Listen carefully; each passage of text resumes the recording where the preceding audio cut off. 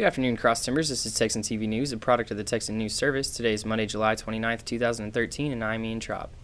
In today's headlines, Eddie Ray Routh indicted on one count of capital murder, a look at the regional news roundup, 2 men shot, 2 others arrested in Burnett, a Cleveland man to be sentenced on 937 counts, Italian tour bus veers off the road, killing 38, the U.S. men's national team wins its 5th Gold Cup after defeating Panama 1-0, as well as today's weather forecast from weather.com. And now for today's top story. Texan News Service Editor-in-Chief Kaylee Bedingfield reports that after 6 long months of waiting, Eddie Ray Routh, 25, was indicted on one count of capital murder late Wednesday afternoon for the murder of Navy SEAL sniper Chris Kyle and friend Chad Littlefield.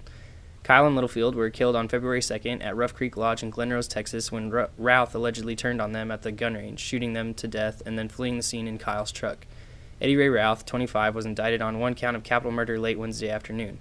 Routh's mother told news reporters that her son suffered from post-traumatic stress disorder, and she had reached out to Kyle to help her son with this disorder. During the wait period for Routh's indictment, he has been in the Erath County Jail in solitary confinement and on suicide watch, and has been reported to have violent outbursts, including smashing a television and flooding his cell. After Kyle served 4 tours in Iraq as a Navy SEAL sniper, he began to give back to veterans by starting a company called Craft International and collaborating with Fitco Cares, a company to assist disabled veterans with physical and emotional rehabilitation. On January 28th, just 5 days before his death, Kyle told Texan News Service in what is believed to be his last recorded interview that he wanted to be remembered as someone who stood up for what he believed in and someone who helped make a difference for veterans. I would love for people to think of me as a guy who stood up for what he believed in and helped make a difference for veterans. You know, somebody who cared so much about them that he wanted them taken care of, Kyle said. A series of hearings and a trial date will soon follow, although no schedule has been made at this time. And now for today's regional news roundup. The Hood County News reported the arrest of the owner of Brazos Bingo Hall when he showed up in court Wednesday to watch the trial of 2 of his employees. The 33-year-old man was arrested and charged with keeping a gambling place and possessing gambling devices, both misdemeanors according to Hood County Sheriff's Office Lieutenant Johnny Rose. The Mineral Wells Index reports that a fire erupted in the community church of Possum Kingdom Lake Tuesday around 8 p.m., but quick work from PK East and other area volunteer fire departments resulted in containment of flames before they reached the church sanctuary. The fire was controlled before it reached the sanctuary, PK Fire Chief Ronnie Ranf said. Palo Pinto County Fire Marshal Buddy Harwell said the cause of the church fire appears to be electrical. According to the Glen Rose Reporter, Somervell County Judge Mike Ford presented plans to county commissioners Thursday for a restructuring of operations at Squaw Valley Golf Club.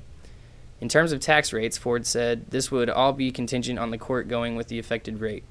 The effective rate rings in at about 40 cents per $100. The plan proposed by Ford includes retaining all 36 holes of play. The golf club includes almost 470 acres and 2 18-hole courses. Ford said the county could pick up about $635,000 in revenue by adjusting operations, and estimates at the end of the current fiscal year will total as much as $750,000.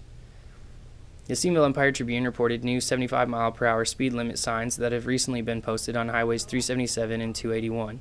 According to Val Lopez with the Fort Worth TxDOT office, the speed changes were a result of a study done in the area earlier this year. The speed limit between Stephenville and Bluffdale and Stephenville and Morgan Mill changed about a month ago, while the speed limit between Stephenville and Dublin has only been posted as 75 for a little over a week. In state news, according to the Associated Press, 2 people have been shot and 2 others arrested following gunfire in a central Texas town that left police investigating 2 crime scenes. Burnett Police Chief Paul Nelson said Monday that one victim was transported to a Round Rock hospital and faced surgery. Nelson says the other injured person was treated and released from a hospital in Burnett, a town of about 6,000 located 50 miles northwest of Austin. Investigators say 2 men were detained on charges of aggravated assault with a deadly weapon. Police say one of the wounded individuals could also face charges. Police did not immediately provide additional details Monday. In national news, according to the Associated Press, the son of the Cleveland man who admitted kidnapping, raping, and enslaving 3 women for about a decade said Monday his father belongs in prison for the rest of his life. In an interview on NBC's Today Show, Anthony Castro also said he has nothing to say to his father, Ariel Castro, and will not visit him in prison. 53-year-old Ariel Castro is expected to be sentenced Thursday to life in prison plus 1,000 years after pleading guilty last week to 937 counts in a deal that spared him the death penalty.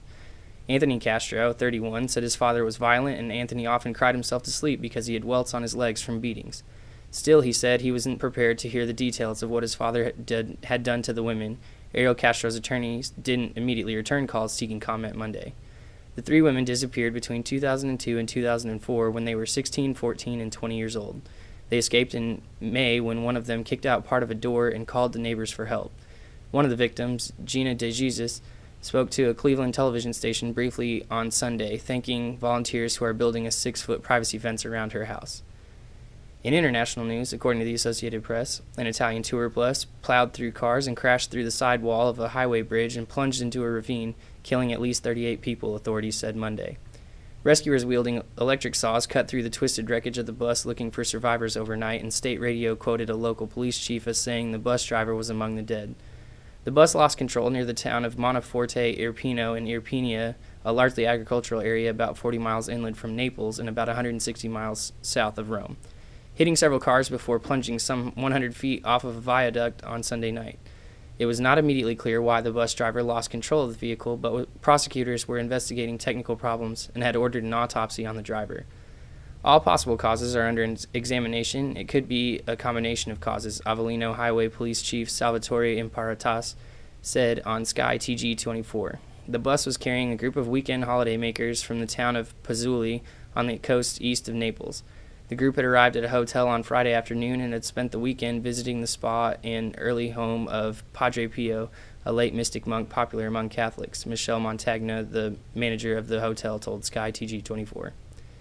And in sports, according to ESPNFC.com, just 42 seconds after coming into the game as a substitute Sunday, Breck Shea pounced after Landon Donovan whiffed a shot and poked the ball into the net. His goal in the 69th minute gave the United States a 1-0 victory over Panama in the CONCACAF Gold Cup title.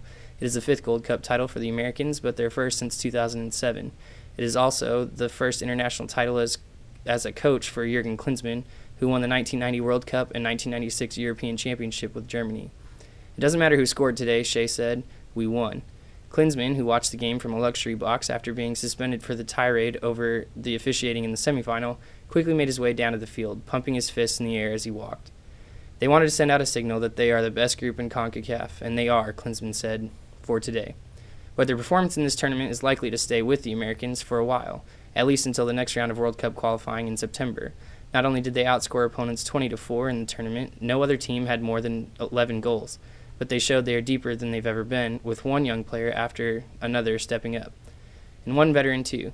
Donovan was selected the tournament MVP, finishing with 5 goals and 7 assists after a 4-month sabbatical over the winter that cost him his place on the national team. In terms of just having fun, it's up there, Donovan said. I'm just enjoying being a part of it. I really am. Though Klinsmann picks his roster based on form, not reputation, he acknowledged it would be almost impossible to leave Donovan off the roster for the next round of qualifying. And in weather, according to weather.com, today's forecast calls for partly cloudy skies with a high of 97 degrees and a low of 73 with a 20% chance of precipitation. Tomorrow we'll see partly cloudy skies with a high of 99 degrees and a low of 75 with a 0% chance of precipitation. This has been a production of Texan TV News, a product of the Texan News Service, from the Tarleton State University campus in Stephenville, Texas. You can follow the Texan News Service on Facebook and Twitter, and check out our website at www.texannews.net for all of your latest local, state, national, and international news, as well as all of your entertainment and sports news. Today's broadcast was produced by Kaylee Bedingfield. I'm Troub, reminding you, as always, bleed purple, stay classy, my friends.